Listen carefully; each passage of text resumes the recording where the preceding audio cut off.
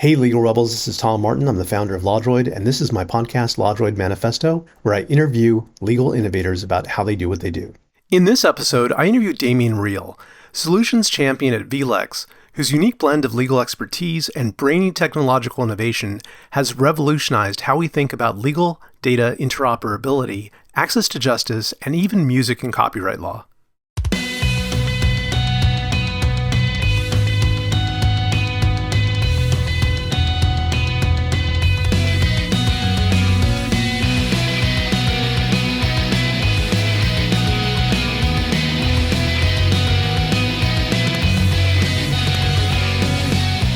Welcome to the LawDroid Manifesto podcast. I'm your host, Tom Martin. I'm thrilled today to have on board Damien Riehl. He is the solutions champion at vLex, amongst many, many other things. He is a very impressive individual. I had the good fortune to just hang out with him in Tallinn, Estonia at the Future Law Conference, and I'm happy to have him here today. Damien, if you could just tell us a little bit about what you're up to now. Great. Thanks, Tom. I always enjoy our conversations. It's even better now that it's being recorded. So thank you so much for having me on. These days, my day job is with vLex, where I help build things and talk about the stuff I've built. So we have a data set of 1 billion legal documents, and we are parsing those and extracting everything that matters and running large language models across them. So that's at least my day job, what I'm up to now. And at the very moment, it's a beautiful day in Minnesota, and my wife is outside in the backyard, and here I am talking to you. So it couldn't be better today. Yeah, I hear that. And here in Vancouver, we have a rare day too, where it's just gorgeous out. And at some point, I'm hoping to get outside, walk the dog, and take it all in. Yeah, that's what it's all about, right? Yeah. Well, as for what it's all about right now, at least in the professional side of it, there's so much going on. I mean, it's almost every single day. There's new, not only like technological changes, but political and societal news that's coming up that seems to be at a pace of change that we've never seen before.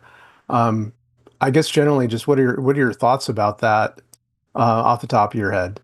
That's I think I was just thinking about that as I was about to prep for my call with you, that I've never been at a busier time in my life, and I think that it seems like society is just moving more quickly than it ever has in my lifetime. I'm about to turn 50, and it seems like technologically we're just being whipsawed with technological shift over technological shift over technological shift, and real questions as to what is society going to look like with knowledge work, with large language models being able to maybe do a lot of tasks within that knowledge work, and are we going to be able to adapt as a society?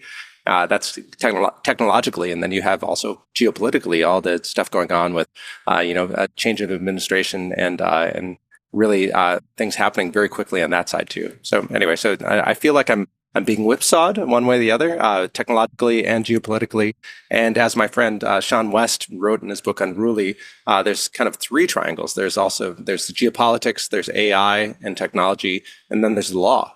And whether the law is actually the rule of law seems to be degrading worldwide, and maybe a bit in the United States too.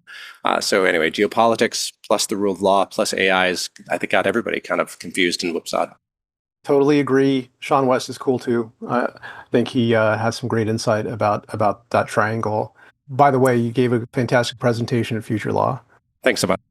I definitely want to get into a lot of those things, like all of the things, the conceptual, the AI, the technological. But as everyone who watches this knows, I love people's origin stories, and I want to dive into yours. I know that you're currently in Minnesota, right? That's right. Did you grow up there? Were you born there? Like, where did you start? I'm going to start by saying I love that you're asking this question. It's really getting to the humanity of you as a human being. So thank you for the question. I'm originally from North Dakota. I'm originally from Bismarck, North Dakota. I grew up in, I went to a Catholic high school, and was there until I went to go to college in Fargo, North Dakota, and then I went to law school in Minneapolis, Minnesota, and I kept going east until it felt right, and Minneapolis felt right. Wow. Well, I guess we have Catholic school in common. That has a certain culture of its own. That's right. There's a as a Catholic, there's a service to humanity, and certainly I think it seems like you have that service to humanity, and I like. Definitely so, and it's only going to come out more as we talk about your life and career, which has been expansive and very impressive. Well, first off, where you grew up, what was that? What was your town like? Was it a big one? Was it small? Like, what were the people like? Yeah, I grew up in so Bismarck, North Dakota has about 75,000 people. At least it did when I was growing up there in the 70s, 80s, and 90s. Yeah, that it was. It's kind of a really small-ish town. It's we. I have family. I've my father has seven brothers and sisters, and my mom has I think eight brothers and sisters. So we spent a lot of times going to weddings, funerals, dances, that sort of thing. So yeah, it's a very small town within a mid-size-ish 75,000 person town. Everyone knew each other, right? It seems that way. Yeah, that's if you don't know someone, there's at least one degree of separation where you do know someone of someone. And your parents, what kind of stuff did they do? My dad is a boilermaker, so he worked. There's a big coal-fired power plant about 40 miles from my house. So he would get up at 5 a.m., go to the drive to the coal-fired power plant, and uh, work in 140-degree temperatures and weld boilers. So that was his job. My mom is a homemaker, so she took care of us. I have three brothers, four boys in my family. So my mom took care of us kids, and my dad was a boilermaker. Very blue collar. Okay, so you had three siblings, and then each of your parents had seven or eight. You said so, like it was a pretty big family. We were Catholic after all. what what order were you amongst your brothers? I have an older brother, and then it's me, and then two of my younger brothers. Okay. And the joke was that my mom trying for a girl until my last youngest brother, and then she finally got one. He loves that Wow. joke, by the way. What was that like with your family? Was there like a sibling rivalry? Like, was there, what were the dynamics like? Sure. So my older brother is about 14 months older than I am, and then there was a 7 year gap, and then my younger brothers are about 14 months away from each other. So there was a bit of a sibling rivalry between my older brother and me. I'm number two of four, and as the younger of two, I always tried to be better, faster, stronger than my older brother. So I'd like to think that brought a little of my competitive nature before I became a lawyer. I'd like to think that between that sibling rivalry and arguing with my mom, I had a great foundation to be a lawyer. Yeah, for sure. It's interesting how like our family dynamics and all of that has a really deep, impression and influence on how we go about things in life. I mean, I could see just from what you said, your dad getting up 5 a.m. to go work, um, that kind of discipline and dedication. I know for myself is something that's rubbed off from my parents. I imagine it has with you too. 100%. Yeah. Hard work was always something that was instilled in us from a young age. We grew up, we had a coal-fired heat. So like we would go out and chop wood and put the wood in the back, stack it up in the backyard, and then throw it into the house so that if we get cold in the middle of the night, throw wood on the stove. So hard work is something that I've had all my life, and as I to a point in my career where I don't have to work 7 days a week, it's almost like I'm twiddling my thumbs trying to figure out what. So workaholism is a real thing, and yeah, it turns out that one can have that instilled in you from a young age. I hear you about that. So, I mean, in university, not to skip ahead too much, but like when you went to North Dakota University, I think you focused in education, right? Yeah, I was a music major. I was a bachelor's degree in music education, so I was going to be a choir director. But then at my last year of student teaching, two of my tenors, while I was conducting a Brahms piece, two of my tenors started punching each other in the face, and I thought, oh, maybe I should go to law school. So yeah, I went to law school. Really? That was the genesis of it? Part of it, I'd been thinking toward the end, do I really want to get paid $20,000 a year and have to live in Nowheresville, nowhere to paid next to nothing to be a choir teacher? So I'd already thinking maybe about doing something else, but the tenors punched each other in the face. It was kind of the straw that broke the camel's back.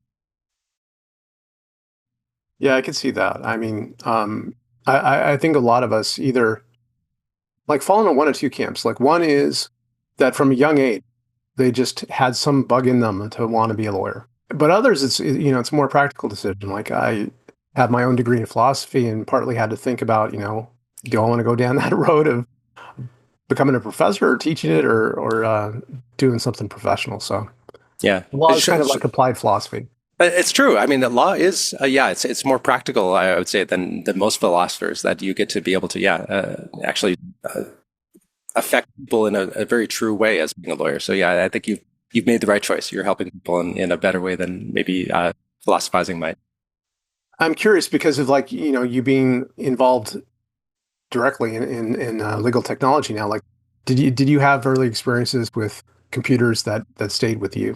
Yeah, I started coding BASIC at age 10 on my Commodore 128. So I remember distinctly, subscribing to Commodore magazines and getting them in the mail, and then retyping the code that I saw on the pages, and trying to really figure out how to create, circles and squares to be able to create moving pixels. And yeah, it was something that I'd done from age 10 all the way through the rest of my life, because I graduated from college in 1997, right around the time that, or I'm sorry, I graduated from, yeah, that was high school, around 1997, right around the time that the World Wide Web was really coming into the fore.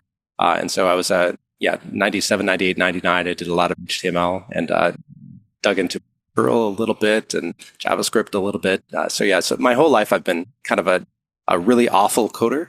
And it turns out that with vibe coding these days, you don't need a great coder to actually build things.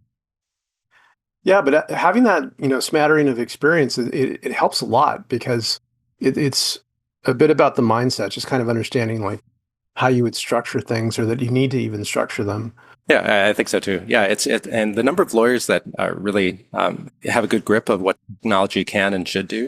There aren't many of us around, so I would count you amongst them. So to have a combination of a little bit of technical savvy and maybe a lot of subject matter expertise in the law, I think that's served me pretty well, and it seems like it served you too.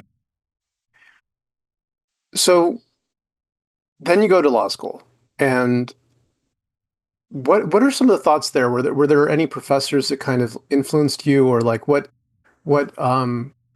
direction did you take during law school? Did you choose to focus in any particular area? Yeah, in my first semester, I got to know a professor named Robert Oliphant, who he was also a technologist. Where this is in 2001. I'm sorry, 1999 is when I started.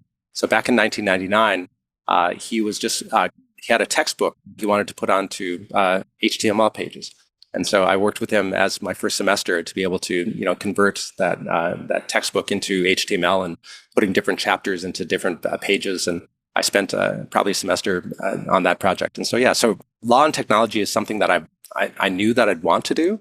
And, backtracking a little bit, when I was between graduating from law school, I'm sorry, between graduating from college and going to law school, I worked for the U.S. Bankruptcy Court for the District of North Dakota, kind of trying to figure out what I was going to do next. And one of the judges there, the Article 3 federal judge I was talking with, and I said, I'm thinking about doing something with law and technology. Because I'm thinking about going to school in Minnesota. And of course, Thomson Reuters is right there in Minnesota. And I said to that judge, I said, really, everything that lawyers do is words.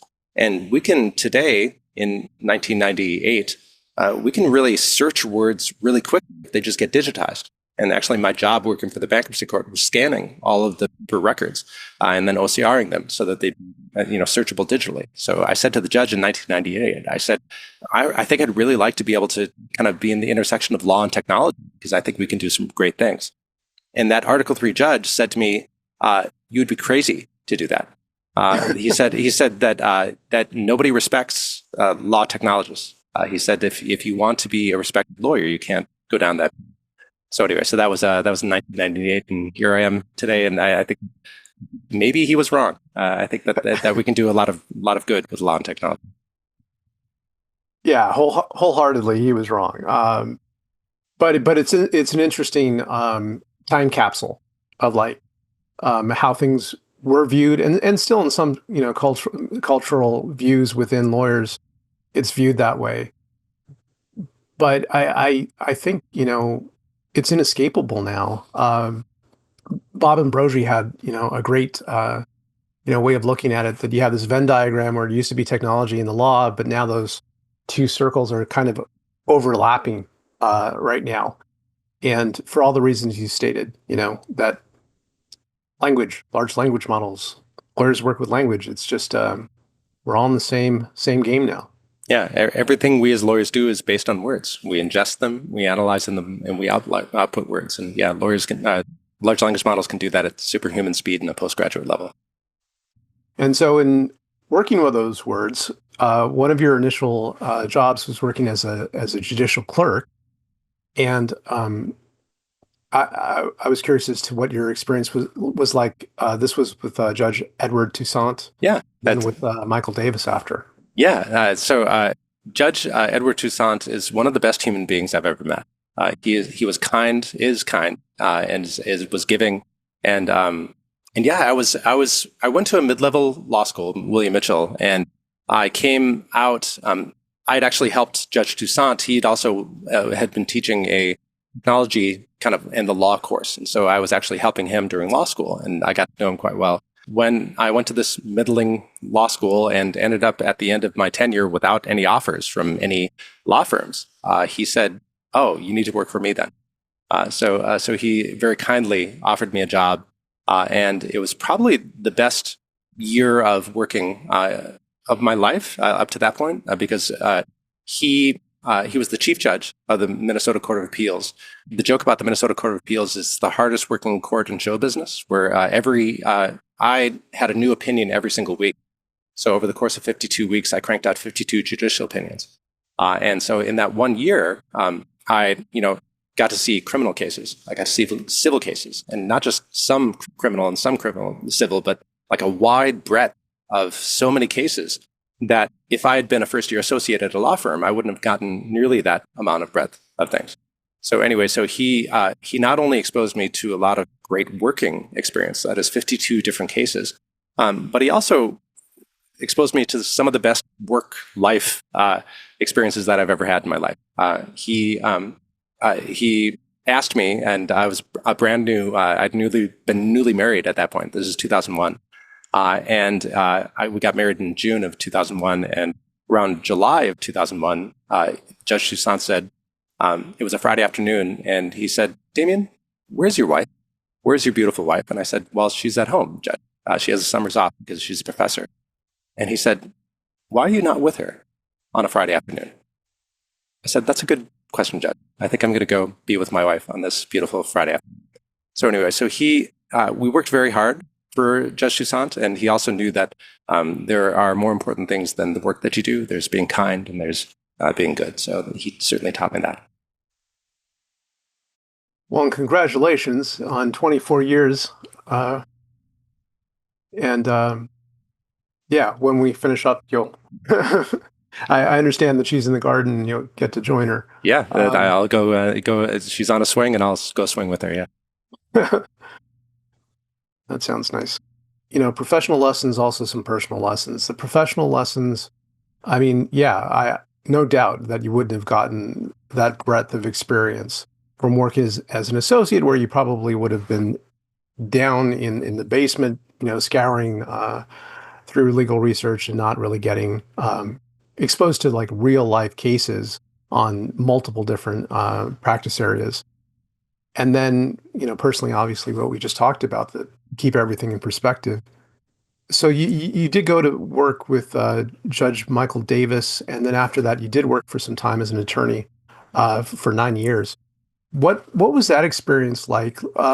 Did working as a lawyer, with a day in, day out, as we typically do, did that suit you, or was there a bit of friction there? Oh, I loved working as a lawyer. It's there's little more exhilarating than going to the heat of battle. And so I really liked working for Chief Judge Toussaint was, very academic. It's an appellate court after all. So it was almost like going up into the, white ivory tower and, thinking about things for a year. And then after I thought about things for a year, for them, I worked for a law firm called Jardine, Logan and O'Brien. So they did insurance defense work. And so I did that, and that I don't know if you've ever worked insurance defense, but that is a volume game, and I was often playing the role of saying, your neck, I don't think it's that broken. I think you're fake. Which that was less of a rewarding career in law. So anyway, worked for Chief Judge Toussaint, worked for insurance defense for a year. And then at that point, Chief Judge Davis had said, hey, would you like to work with me to work at the federal district court? And I thought, well, yeah, I worked at the state appellate court. It'd be really good to work at this federal district court. And so I was able to work for Chief Judge Davis at the federal district court for a year. And after having worked as a lawyer for a year at Jardine, Logan & O'Brien, and then going back to being a clerk, I enjoyed that clerkship even more because I knew that how lucky I was to have that experience. And just like Chief Judge Toussaint, I spent a 52-week cranking out 52 decisions. In the same way, the district court level is such a fast and furious kind of thing where you have criminal cases and you have trials and you have it's much more hectic. And also I was able to see all of the humanity that came through the door. All of the criminal defendants that were pleading guilty, and being coming to tears as they were repentant, or they said they were for what they did. And Chief Judge Davis really treating them with respect and humanity, and being able to say that you're going to have to serve time, and I hope you learn from this time, and really treating with the utmost respect everybody that came in front of them. So yeah, it was both of those judicial experiences were great for different reasons, and besides the humanity that came from both, I think the ability to write well was another aspect of it. If you're cranking out 52 opinions a week, or 52 opinions in a year, one a week, you learn how to be very efficient in your writing, and you learn how to really take the basic items of Strunk and White and really apply them well. The active voice and being able to really never say in 10 words what you can say in 5. And so that's something I think that I've carried throughout my career. And we try to build in vLex as we do drafting tools. There's all sorts of writing prompts in the background to be able to say this is how legal writing is, active voice, etc. So we really bring those into our legal tech. Well, good writing is good communication, which is a reflection of actually knowing what you're talking about, right? It's funny, yeah. So after, as I still don't think I'm a great writer, but I think I've gotten better over the years. But I found that as I become a better writer, you become a better speaker. That is, if you think in passive voice, then your words as you speak is, the listener has to really jump through hurdles to be able to see what. But if you speak in active voice, it's much easier to communicate. So anyway, so I think good writing leads. Absolutely. I guess it was Einstein, right, that said that if you can't explain it simply, you don't understand it well enough. Right. Or something to that effect. So I didn't understand that quotation well enough to say it simply. But I like the turns in your career where it's kind of like zooming in on the practice and then zooming out with kind of like the appellate practice, seeing it from different perspectives. And then with all of that experience, then you went to go work at Thomson Reuters. Yeah. And yeah, so in between there, I spent 9 years at Robbins Kaplan, where I worked for big cases for big clients, and those are some of the best litigators I've ever known in my life. Amongst them was people that Mike Cerisi beat Big Tobacco and got a $3 billion judgment, and he was the one who convinced the judge in Ramsey County to say, hey, all those doctors, things that were allegedly attorney-client privileged, saying, yeah, we know that we're causing cancer. All of those doctors' memoranda should not be privileged. And that's essentially broke up in the cases for tobacco. And that's led to the dominoes falling nationwide. So Mike Cerisi did that. And I worked with some of the most amazing lawyers I've ever had. So over 9 years at Robbins Kaplan. And then after that, I worked at Thomson Reuters in 20. And that came about. I got to know one of the people at TR because they had kind of rolled out some beta testing things, and they asked for our opinions on what it looked like. So their product team did that. So I got to know one of their product team people, and I said, here's legal tech that I think can change the world. You should build it and hire me. And they were dumb enough to build it and hire me. So we worked together on some really cool things. Okay, so let's unpack that. What was that about? What was the thing that you were sharing with them? There's some NDAs that I'll have to work around, so I'm not going to give any I'm not to disclose any confidential information, but I can talk about a patent that I'm a co-inventor on with some other folks at TR that's public. So I'll talk about the publicly filed patent. So that patent says that if you have a matter, whether it's a litigation matter or a transactional matter, you can break up that matter into, say, 1,000 tasks.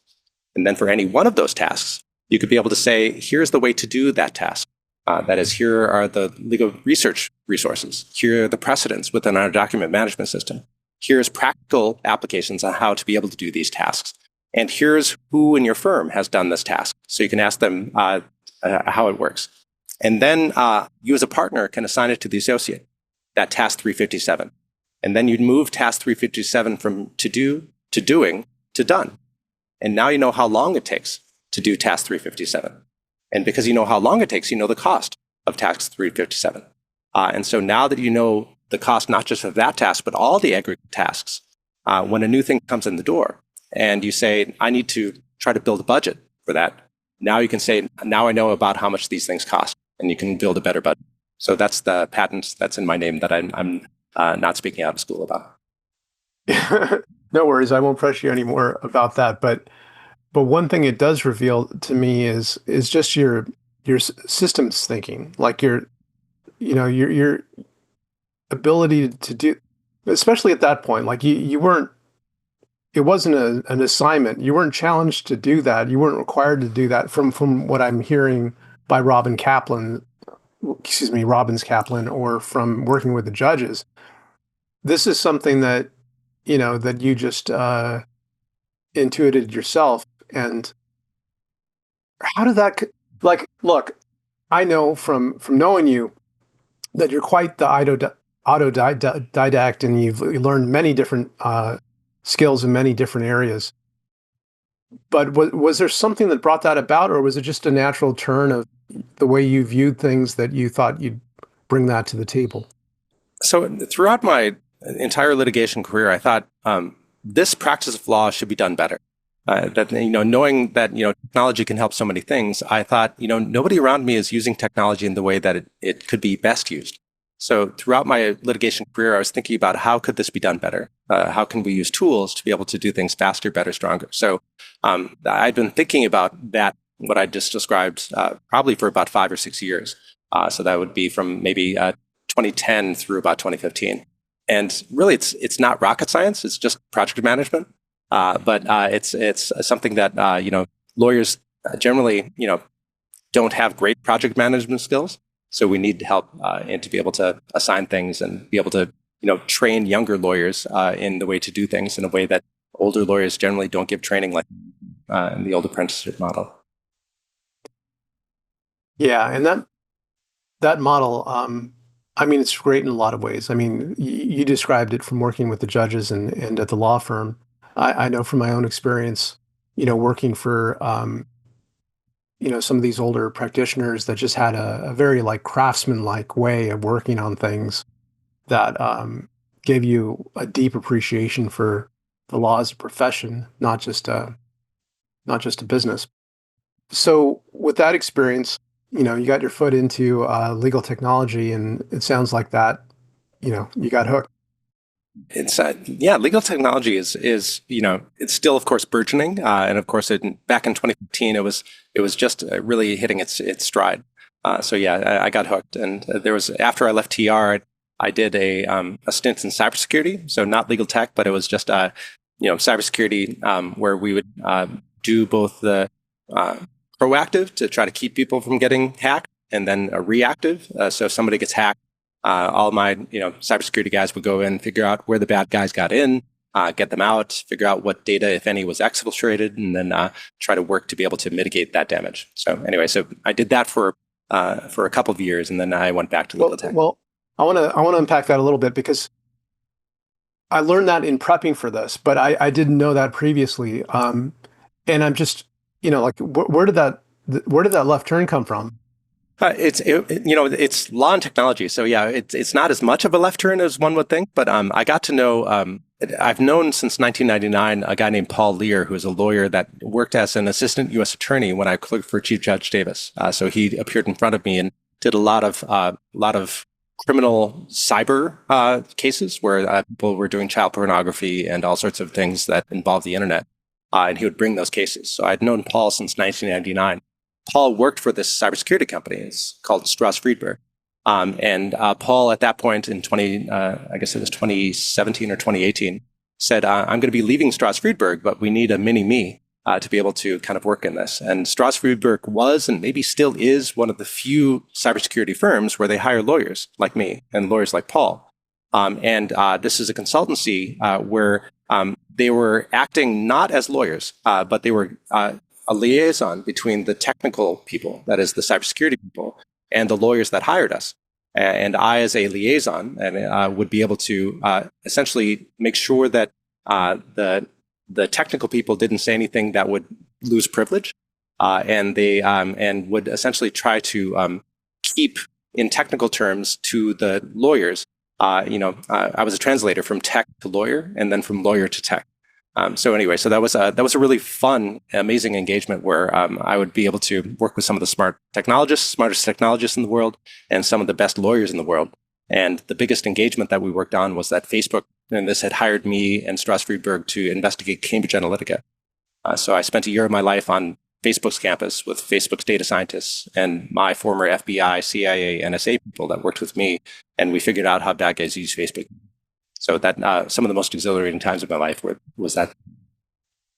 Wow. And it now makes perfect sense to me that, you, as you continue to be a fantastic translator between the two worlds of, law and technology, that makes a lot of sense that was your forte there. Tell me a little bit about the friends and colleagues in the NSA and FBI, to the extent that you can. Sure. So yeah, everyone's career takes shifts, and they decided that they didn't want to be in the government anymore, and so they went to private practice, and they used a lot of their resources. A lot of intelligence is trying to figure out, is this a good guy or is this a bad guy? So they would do deep research as to what is the background. So, for example, we were investigating a company that maybe was alleged to have taken Facebook data. Was that a Chinese hacking group? Or was that a Russian oligarch? And what was the background of these? And so that was the former government employees that did that when they were part of the government, and then they did it in private practice for the engagement we were on. Interesting. Okay, then you go on to Fastcase. Describe, not exactly step by step, but what was your progression like there, and what was the focus that you had? Was it translating between the two worlds? So I'd been working at Facebook, flying out there on Sunday, coming back on Friday, and doing that back and forth 57 weeks in a row, which got quite old. And wow. So I'd known Ed Walters for a while at that point, and Ed Walters was the CEO of Fastcase. And I said, Ed, you've got one of the best data sets in the world. That is, you've got cases, you've got statutes, you've got regulations, and only 3 companies in the world have that. And I worked at one of them, and I really want to work with you to be able to essentially run data science across those. And after a few years of talking, he said back in 2019, he said, all right, it's time. Let's bring you on. And so from July of 2019, I've been able to really work on, I would say this is maybe the pinnacle of my career where I feel like I'm doing my life's best work. And it's mostly because, number one, we have the data, but more importantly, everybody to a person at Fastcase and now vLex, I think, is a good human being. I trust everybody there, and I think that we're all kind of rowing in the same direction.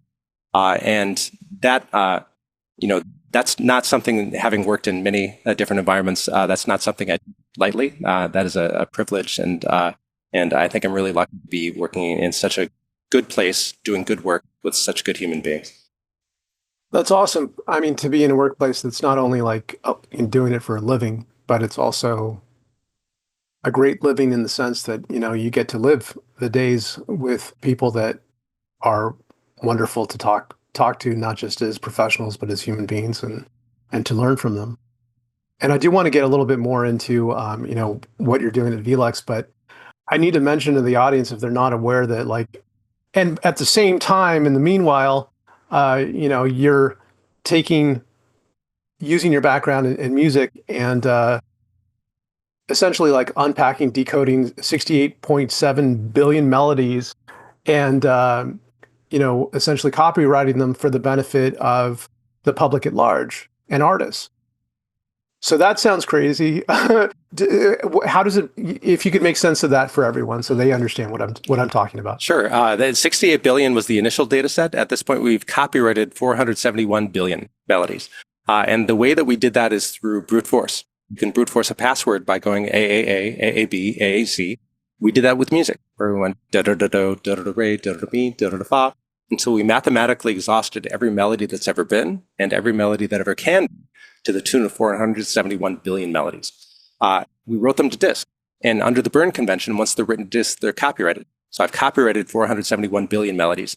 And then we put everything in the public domain to protect the "You Stole My Melody" lawsuit defendants. So I gave a TED Talk. This is right around the time that I was working at the Facebook engagement. And I gave a TED Talk that's been now seen about 2 million times. And before that TED Talk, every defendant in those "You Stole My Melody" lawsuit cases, every defendant in those cases lost before my talk. After my talk, every defendant has used my arguments and has won. So Katy Perry, Led Zeppelin for "Stairway to Heaven," Ed Sheeran twice, once in the US and once in the UK. All of them argued what I argued in my TED Talk, saying maybe those melodies are unoriginal, therefore uncopyrightable. So correlation is not causation, but there's pretty good correlation that before my talk, everybody lost, and after my talk, everybody's winning. Well, that's a pretty big effect. I think it's amazing. It is a public benefit to everyone and artists that they don't have to worry about that, because you're right. Like, just me, like, intuitively not knowing all the minutia of it, but there are a lot of melodies that sound similar. The melody of La Bamba, for example, is like similar to others, and to have somebody say, got you, and then try to, have it has a real chilling effect on creativity. So was there some, like, inciting incident? Was there something that got you interested in pursuing that and doing Yeah. that? It was. I was in copyright class in law school, and we read the George Harrison case where the Chiffons sued him for a song that he said he'd never heard before. And the court said, I believe you, George Harrison, that you don't remember hearing that song, but what I think you did was you subconsciously infringed. And while I was sitting there in class, I thought, that is so ridiculous, because essentially that judge is flipping the burden of proof. Because in every other case, like, I as a plaintiff have to prove that you as a defendant did it. But in this case, the judge said, no, you, George Harrison, as a defendant, have to prove that you didn't do something. You have to prove a negative. And I thought, what other cases? One, proving a negative is philosophically impossible. You can't prove a negative. You can't prove that you've never heard a song over the supermarket's loudspeaker. You can't prove that nobody held their phone up to you and said, hey, listen to this song, right? So you can't prove that you've never heard a song. So it seemed to me very unjust. And then around 2019, when I had the idea for the project, All the Music project, I thought, oh, this is maybe a way we can remedy that. To be able to say, hey, you won't have to, maybe the George Harrison case, we could say maybe those melodies that you're getting sued over are unoriginal in the first place. Therefore, they don't have copyright. Therefore, stop suing over stupid things. Just make music. It's not your melody. It's not my melody. We're actually just pulling from the same corpus of already existing melodies. So let's just make music and stop suing each other over. Well, thank you for doing that. And another thing that you've been doing that I find absolutely fascinating, and again, it's that kind of system structural thinking that you bring to this, is tagging, right? So, like, one of the issues with all of the data that we're talking about is that the data that lives in place A versus the data that lives in place B might not be interoperable. They might have different formatting. They might call this kind of thing, I don't know, a giraffe over here, but over here they call it a zebra. But essentially they're the same thing, so they should be able to talk to each other. And so my understanding, and for benefit of the audience, is that if you take a legal matter and you divvy it up, you could tag certain things within that legal matter as being certain concepts. And by labeling it as those certain concepts, everyone can agree that these are the concepts, and it can make sense of data across different systems. That's right. Yeah, and a good example of your giraffe is that a motion to dismiss is a motion to dismiss everywhere, except for California, where it's called a demur, right? And so these are two different words for the same concept. And so from 2020, for about 5 years, I worked with Sally to be able to count 18,000 things that matter, including motion to dismiss. And I put as motion to dismiss, a synonym of motion to dismiss is demur. And another synonym is MTD, which time entries might have MTD within that. And then other jurisdictions call it a motion to terminate, right? These are all different synonyms for the same legal concept. And so what we did is we put a unique identifier on that concept. And then Sally is now an interoperability tool that's being used by Thomson Reuters and LexisNexis and iManage and NetDocuments and the biggest law firms in the world and the biggest in-house counsel in the world. And all of them are coalescing around this legal data standard, saying that if I want to run an API call and say, hey, Thomson Reuters, send me all your motions to dismiss, or hey, vLex, send me all your motions to dismiss, you'll send that Sally unique identifier, and then we'll send you all of our motions to dismiss. Then change that endpoint to another vendor, and they'll send you all of their motions to dismiss. So because everyone is counting motion to dismiss with the same unique identifier, that allows interoperability between law firms, their vendors, and their clients. And it's essential nowadays with so much data and things being in so many different locations and formatted differently that we have to have some kind of common code, some Rosetta Stone to read That's between. right. And it's not just a Rosetta Stone of, demur versus motion to dismiss, but we actually have translations into 20 different languages. So we have Spanish, we have French, we have German, we have Hindi, we have Chinese, we have Japanese. So Mike Bomarito was able to do that translation of those 18,000 tags. And now Sally is being used by Indians, that is people from India, and people from France and Germany and South Africa and all sorts of places, because it's truly a Rosetta Stone of both language and the concepts. Everyone has murder. Everyone has. Is Aaliyah part of that? So Aaliyah is a separate 501c3 nonprofit that oversees the Folio project that I'm donating all my time to these days. Folio, Sally is open source. That is MIT licensed. And so what Folio has done is taken a copy of Sally and under the MIT license, given attribution back to Sally. And now Folio is building a lot of tools and other things on top of what Sally's done. So yeah, Aliyah is a nonprofit overseeing Folio, where I'm doing most of my work these days. That's awesome.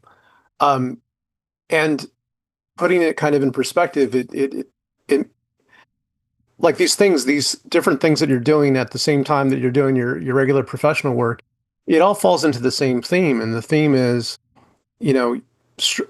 thinking in systems, and also like thinking in systems that benefit the public, that are open, that everyone can take advantage of to communicate with each other and do good in the world and make things better. That's exactly right. And it kind of goes back to my Catholic upbringing, right? We were taught, through Catholic school, that we are meant to do lives of service, we need to do good in the world, we need to put good in the world without recompense, without payment. And so, for Sally, I worked for 5 years, probably gave between 4,000 and 5,000 hours of my time, and I got exactly $0 for all of my Sally work. I donate time to the Governor's Council. Minnesota's governor appointed me co-chair, along with the Department of Transportation, of a council to see should Minnesota regulate or not regulate autonomous vehicles. I've given hundreds of hours to them, no compensation. So I think that, it's part of our duty, I think, as good humans, to be able to give to humanity. That is, there's the old joke that, it's not really a joke, but Spider-Man, to whom much is given, much is expected. And I think that if, for those of us lucky enough to be lawyers, I think we are expected to be able to do good for humanity, and I'm just trying to do my part. Agreed.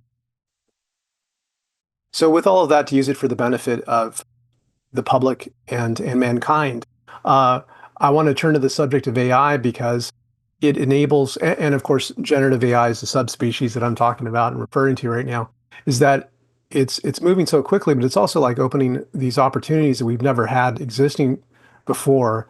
And I just want to get, your thoughts about what it means. Is it truly leading to an abundant society where we have all these things that we've been hoping for? Are there, these critical worries that we need to have? Maybe it's a mixture of both. I just wanted to get your kind of reaction to the moment that we're in right now. I think we're going to have abundance if we let it. That is, if we don't muck it up. And I think the risk of mucking it up is quite high. I'm going to try to do everything I can to try to keep us from mucking it up. And I think we societally need to do that. But there's a lot of good that can be done with large language models and with generative AI, because access to justice, the 92% of legal needs that are unmet because we lawyers are too expensive. We've tried to pro bono our way out of that, and we've not been able to pro bono our way out of that. I read a study saying that if every lawyer in the United States donated time to be able to meet that 92%, each lawyer would have to give, I think, 25 hours a month, not a year, 25 hours per month to be able to meet that access to justice gap. So we can't pro bono our way out of this, but maybe we can large language model our way out of this.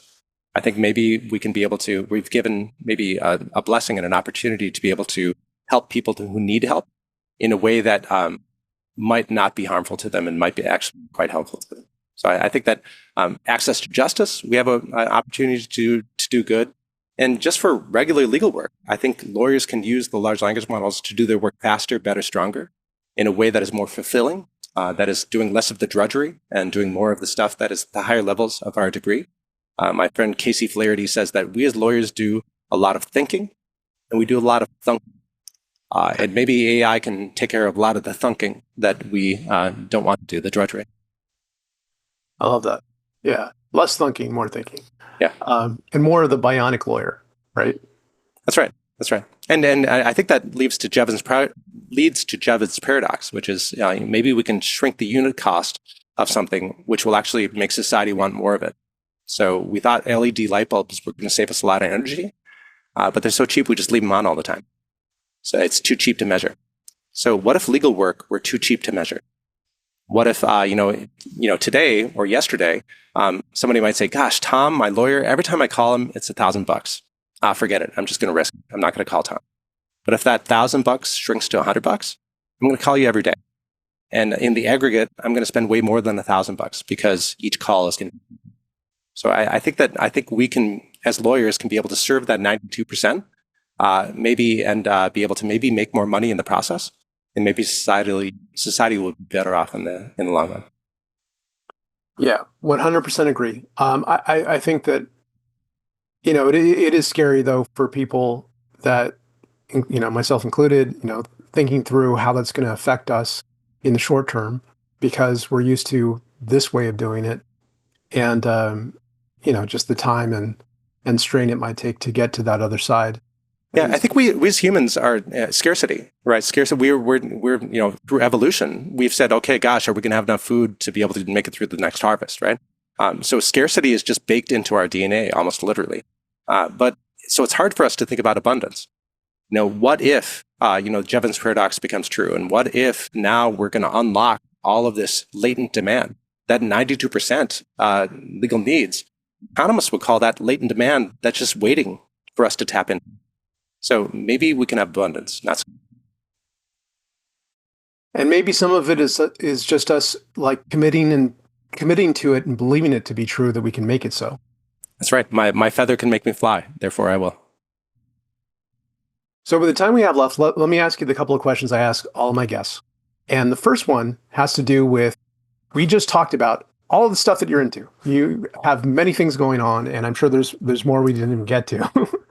And for the benefit of the audience, like, what are some tips or tricks that you have about keeping everything balanced? Do you have a work-life balance? How do you keep it going?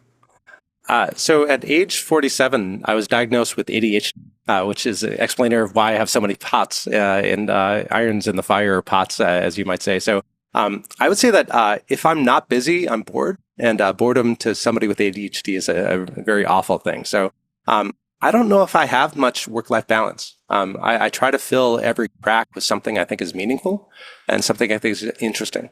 And so often that, of course, involves my family. I have 2 kids who I love dearly, and I have a wife who I love dearly.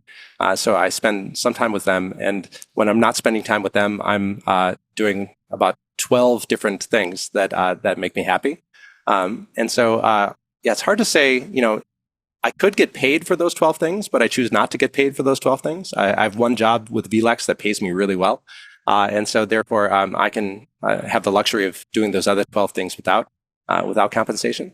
So when you think about work-life balance, I think of like all 12 of those things as kind of being working. That is contributing to society in a way that I think is making society richer a little bit. Yeah, it's hard to say, well, this is my personal life and this is my professional life, because to me, they're kind of intermingled. Amazing answer. Um, and I wish that were true for all of us, that we could kind of merge the two together because it's more fulfilling that way. You want to have meaning as a human. You can find meaning at home and find a human meaning in your work. Which naturally leads to the last question, which is, at the end of the day, after doing all of this, what makes it, worthwhile for you?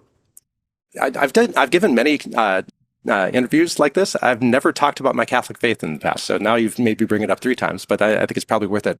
But it is the idea that I'm going to be in a box someday. I'm going to be dead. I'm about half done, if lucky. Right? I'm 50 years old. What is my life going to amount to in the end? And if we're not helping people, what's the point? That is, I think that life's meaning is from being able to build something that you're proud of and that can bring meaning to others. And so I think everything that I try to do is to try to do both of those things, whether it's my work at vLex or work that I did for many years with Sally, the work I'm currently doing with Folio, the work I'm doing with autonomous vehicles, the work I'm doing with music. All those things, I try to do something that will stand the test of time. So when I'm in a box, people will say, he probably did something that made the world better than when he came into it. So I think that if I can have somebody say that about me, it's probably been a pretty good life. Well, that would be a wonderful legacy. Here's hoping. Well, Damien, thank you so much for spending time with me. It's been a wonderful conversation and experience, and I really think the audience will benefit from your words of wisdom. Tom, I'm really grateful for the conversation. As I say, I do lots of these conversations, and none has been as personal as this one. So thank you for giving this platform to me and to others. And for the benefit of the audience, I'm sure they would like to reach out to you, maybe learn more about vLex, learn more about, your music project, about the tagging project, and all of the good stuff. How can they keep in touch with you? LinkedIn is the best spot. It's for years it was kind of the ugly stepchild, but now it's really the place I like to hang out. So LinkedIn is the best spot. Sounds great. And for all of you watching, thank you so much. I hope you've enjoyed this episode as much as I have, and I look forward to seeing you next time. Thank you so much for watching the latest episode of the LawDroid Manifesto podcast. To keep in the loop about upcoming episodes, please subscribe to LawDroid Manifesto, and you'll get notified. Thanks for watching. See you next time.